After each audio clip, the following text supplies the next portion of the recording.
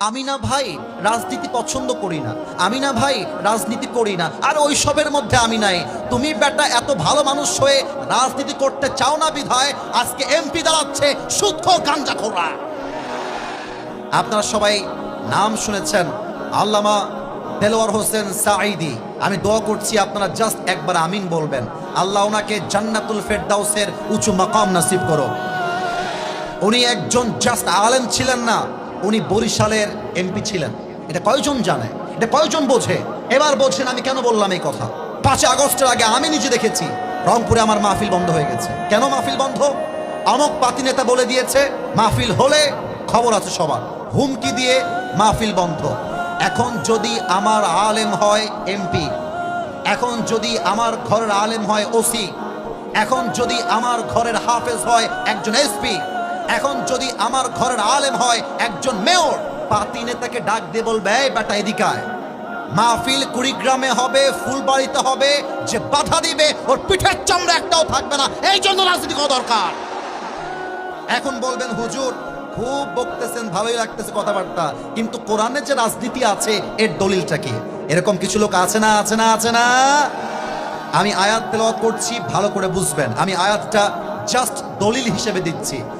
আউযু বিল্লাহি মিনাশ শাইতানির রাজীম। ইন্নাল্লাহা ইয়া'মুরুকুম আন তু'আদ্দুল আমানাতি ইলা আহলিহা ওয়া ইযা হাকামতুম বাইনান নাসি আন তাহকুমু বিল আদল। Allah says in this ayah, give people back what they deserve in their lives. And Allah says in this ayah, whenever you judge between people, you have to judge with justice. Allah বলছে শোনো, যখন তোমরা বিচার করবে ইনসাফের বিচার করবে, যখন তোমরা বিচার করবে তোমরা জাস্টিসপূর্ণ বিচার করবে। এবং আল্লাহ বলছেন যে যা পায় তাকে তা বুঝিয়ে দেওয়া, এটার নামে ইসলাম। ঠিক কিনা বলেন? আচ্ছা, এই আয়াতের সাথে রাজনীতির সম্পর্ক কি? এই আয়াতের সাথে পার্লামেন্টের সম্পর্ক কি? আমি একটু বুঝাই দেই। আগে প্রশ্ন করি, আগামীর সংসদ কোরআন দিয়ে চলবে, এটা কি চাই নাকি চাই না? এটা রেকর্ড হচ্ছে ক্যামেরায়, এভাবে আওয়াজ দিয়ে বললে হবে না। আগামীর পার্লামেন্টে কোরআন চাই কি চাই না?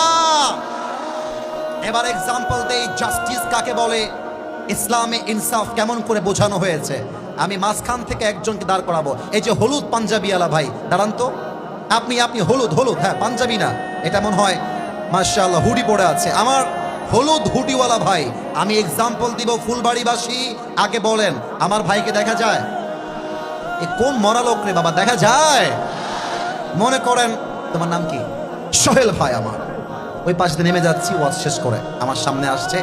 এক্সাম্পল হিসেবে বলছি, সোহেল হচ্ছে এই ফুলবাড়ির পাতি নেতা। এক্সাম্পল, উদাহরণ, যদিও বা সে আসলে নয়। তো আমাকে ওখানে গিয়ে বলছে কি হুজুর খুব রাজনীতি নাকি? এতদিন ছিলেন মসজিদে, এতদিন ছিলেন মাদ্রাসায়, এখন যাবেন পার্লামেন্টে, খুব শখ, আপনাকে আমি সামনে যান দেখে নিব। হুমকি দিয়েছে আমাকে। আর আমার বসবাস বেশিরভাগ সময় হয়েছে রাজশাহীতে।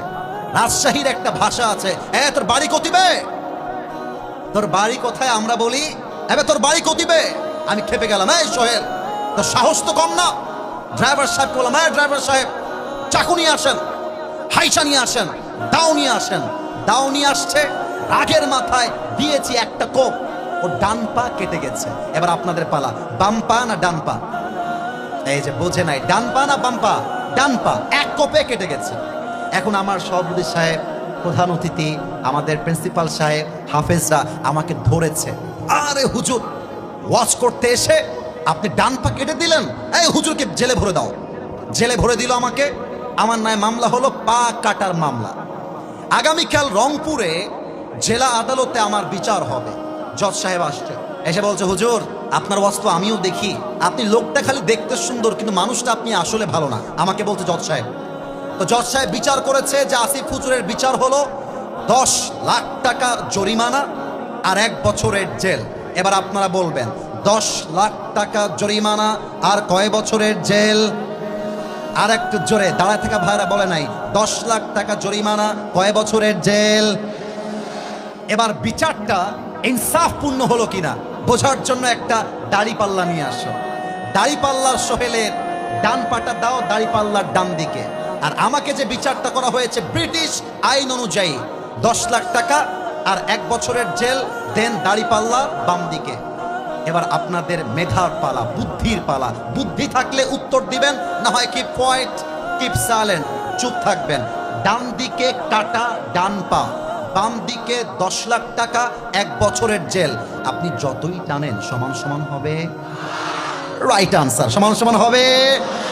আচ্ছা 20 লাখ টাকা দিলাম আর 2 বছরের জেল, তাও সমান সমান হবে। সমান সমান করতে চাইলে আল্লাহর জমিনে আল্লাহর কোরআন দিয়ে আইন পাশ করতে হবে। কেমন করে? Let me share with you. বসে পড়ো। আল্লাহ তাআলা বলছেন, ওয়াকাতাবনা আলাইহিম ফিহা আন্নান নাফসা বিন-নাফস ওয়াল আইনা বিল আইনি ওয়াল আনফা বিল আনফি ওয়াল উযুনা বিল উযুন ওয়াস সিন্না বিস সিন্নি ওয়াল জুরুহা কিসাস।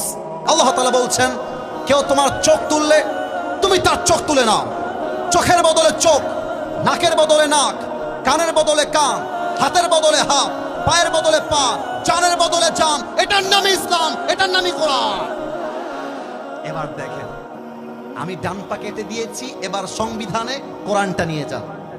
এবার বিচার করেন, যেহেতু আসিফ হুজুর ফুলবাড়িতে গিয়ে সোহেলের ডান পা কেটে দিয়েছে, আপনারাও আসিফ হুজুরের ডান পা কেটে দেন। এবার দাড়িপাল্লা নিয়ে আসেন, দাড়িপাল্লার ডান দিকে দেন সোহেলের ডান পা, আর দাড়িপাল্লার বাম দিকে দেন আসিফ হুজুরের কাটা ডান পা। এবার টান দেন, দেখবেন দুইটা সমান সমান হয়ে গেছে। ওয়ামান হাকামা বিহি আদালা। এই কোরআনটা যে দিয়ে যে বিচার করবে সে ইনসাফ করতে পারবে। আর একটা এক্সাম্পল দেই, আমার চেয়ারম্যান সাহেব বসে আছে। চেয়ারম্যান সাহেব, don't take it otherwise, don't mind, I respect you from my heart. আমরা সবাই সম্মান ওনাকে করি কি করি না বলো? স্যার, ওনার একটা ছেলে আছে, আমি হলাম রিক্সাওয়ালার ছেলে, স্যার হলেন চেয়ারম্যান নন, স্যার হচ্ছে একজন এমপি।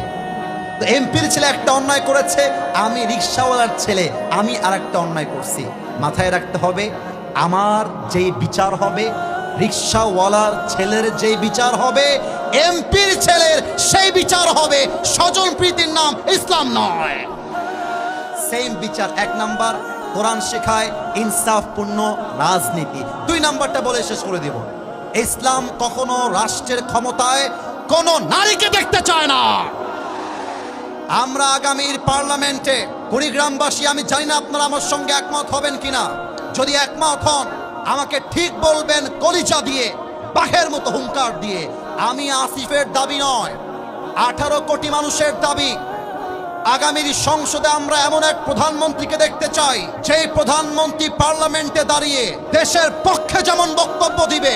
আমার দেশের প্রধানমন্ত্রী চাইলে ঢাকার জাতীয় মসজিদ বাইতুল মুকাররমে দাঁড়িয়ে জুমার খুতবা দেওয়ার যোগ্যতাও রাখবে। হাত তুলে বলো সবাই, ঠিক কিনা?